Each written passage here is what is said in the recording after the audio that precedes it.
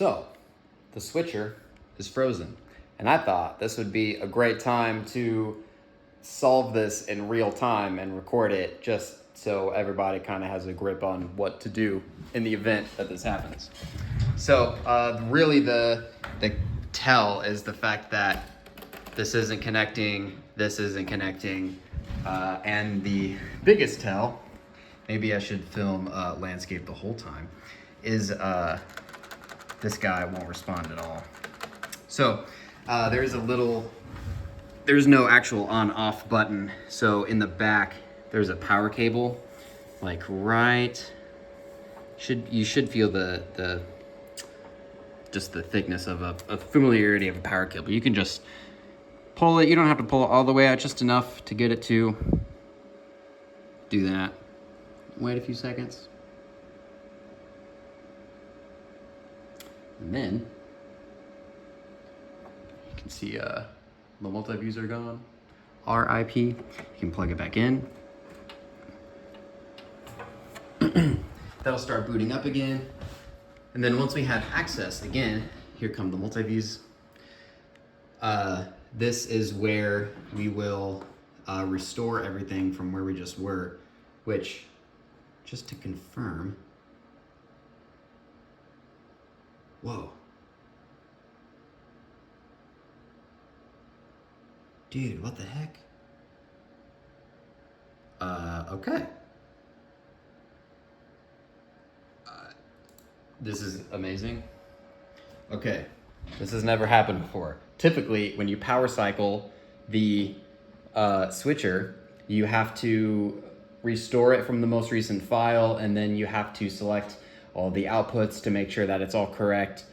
It seems like everything booted up just how it was before. That's good news. Just in case that doesn't happen, let me show you. I have a file on the desktop actually, which needs updated, so it's not perfectly accurate here. That's what this guy is. So this tells you what actually to restore and all this stuff. So following these steps, let's go back to the software. You'll go up to File and then click Restore. And then here are a bunch of auto saves from ATEM, and then I think there's some manual saves in here as well. But you can just go to the most recent date, May 14th, and then just whichever one the most recent one is. And then I'm not going to restore it because we're good here. I'm kind of afraid to hit restore just to see what happens. Anyway, and then you follow back on the PDF.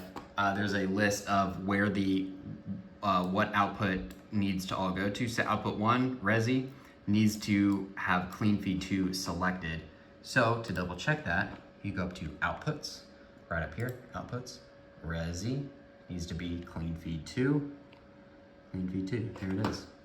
And then you just do that for all the outputs that we have listed here. So you can see some blank ones, so don't worry about those. But yeah, 1 through 5 needs to be a thing, and then 9 through 12 will need to be these things.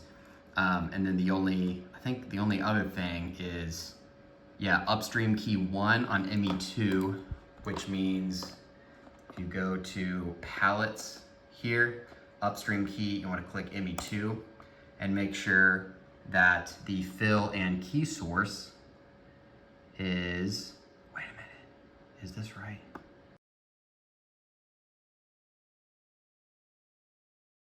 Anyway, yeah, you'll just want to follow the directions of, oh my gosh, I'm pressing all kinds of buttons now. And you basically just want it to look like this, like however I have it set up over here. I just took screenshots of how it all should look. Now, one thing to note though is I think actually flying key, make sure that's deselected. That's an old thing, don't worry about that. That's part of the update that I need to do. And then, yeah, DSK 1 and 2, you also want to make sure the fill and key source are CG fill and CG key. Otherwise, you take DSK 1 and then nothing happens because it's like nothing is taken. So anyway, and then also there's a little reminder down here that the media pools automatically clear every time you power cycle it, which just means typically this is where we have like the copyright notification going to the live stream. So that anytime you power cycle the switcher, that just goes away.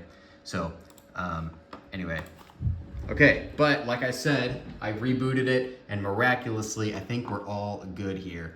I'm gonna check some things offline just to make sure, but anyway, I hope this was helpful.